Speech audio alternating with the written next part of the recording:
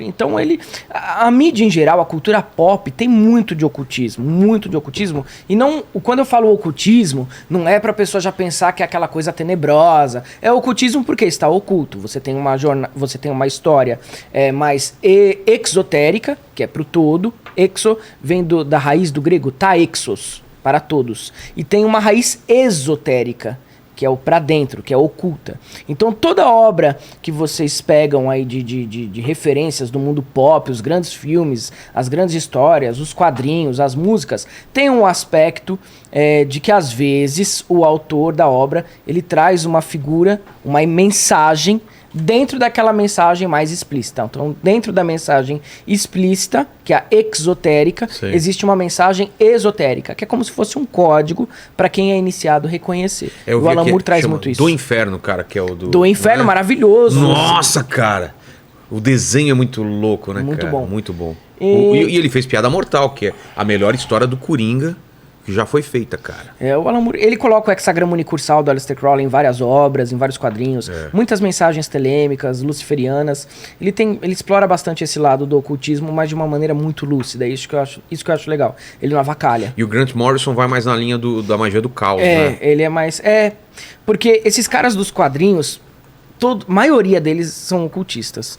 Só que eles são muito influenciados por um cara chamado Austin Osman Spare, que foi discípulo do Aleister Crowley, e que de fato escreveu Liber Nui Psiconauta, que é o livro básico da magia do caos, para entender a magia do caos. O que é a magia do caos? A magia do caos é você criar o seu próprio sistema mágico. Então, ao invés de você ficar preso a uma tradição ortodoxa de magia, como por exemplo a Kabbalah, como por exemplo o próprio sistema salomônico, que já está engessado um pouco para o novo Aion, na magia do caos é dito que você, através do seu aspecto espiritual e imaginativo, você consegue impregnar as coisas com a tua própria energia. Então eu posso criar o meu altar e colocar ali divindades diferentes, de vários panteões do paganismo antigo, sem que isso seja um problema para mim, ao contrário do que diz a magia clássica. Então na magia clássica você tem uma forma muito mais ritualística, cerimonial. Na magia do caos, por isso caos, você consegue misturar elementos de várias correntes do esoterismo ou da magia e bolar um sistema seu, inclusive confeccionar o seu próprio sigilo. Acho que falta até você colocar um sigilo seu aqui na inteligência. Se bem que aquele cérebro com aquela granada, aquilo é um sigilo. Criar um sigilo? Sigilos são símbolos que...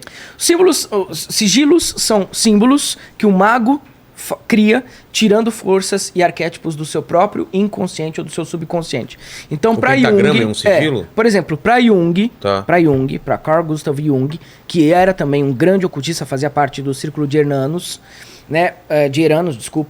o nosso inconsciente, o nosso subconsciente está povoado de arquétipos.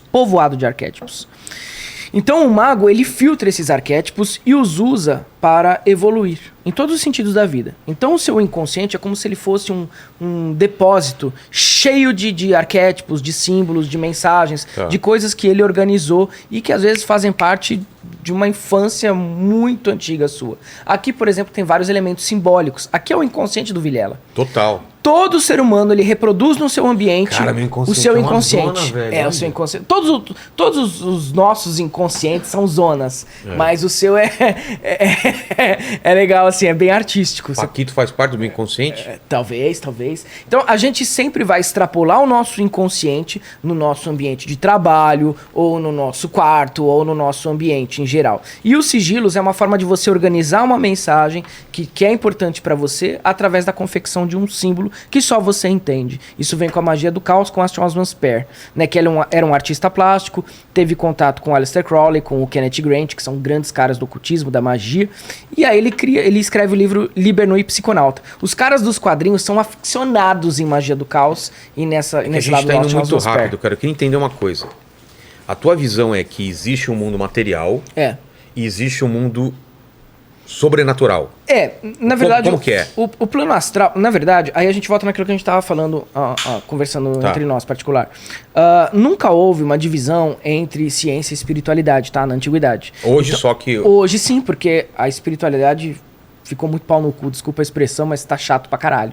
Você precisa se enquadrar num estereótipo, você precisa seguir o sacerdote, falar o que o pastor fala, fazer o que o pastor fala, ou fazer o que o pai de santo fala. Então tá muito estereotipado e ninguém aguenta mais isso. Porque nós estamos entrando na era de Aquários, no novo Aion, liberdade, né?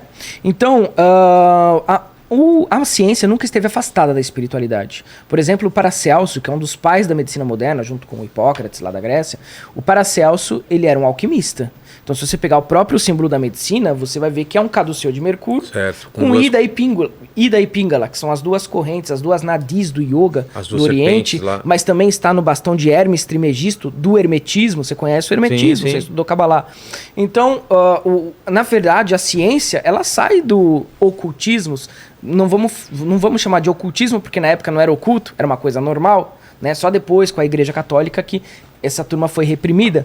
E aí sim você tem a terminologia ocultismo, porque aí você precisa esconder. Mas antes era em aberto.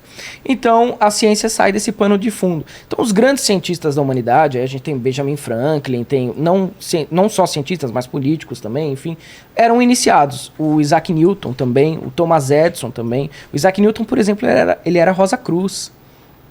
Né? Ele era maçom e Rosa Cruz. Então você tem esses caras que são as personalidades que trazem as invenções para o mundo. De onde eles buscam? Eles buscam das referências cabalísticas, do hermetismo e de todo esse conteúdo espiritual. Você está me falando então que existe um mundo conectado com o nosso, que coexiste com o nosso. Tudo vem de lá. Que vem de lá. Tudo vem de lá. O Platão chamava de plano das ideias, plano astral. O mundo das ideias do Platão. Exatamente. Todas as ideias, tudo tá lá. A gente tudo só consegue se conectar e traz isso para a realidade. Pessoas que têm uma sensibilidade, um lado criativo muito grande, isso não está atrelado à religião. Sim. São pessoas que têm um contato com sensibilidade, esse plano arquetípico, conseguem concretizar no plano físico as coisas que já estão no plano astral. E quanto mais você tem essa qualidade, mais perfeito fica aquela coisa que ele trouxe lá. Exatamente, porque fica mais perto Quanto menos você tem essa qualidade, você pode trazer uma coisa que é imperfeita. Exatamente. E isso vai ter que ser evoluído até ficar perfeito. Exatamente. Isso é Kabbalah pura. Total. Então... Mas...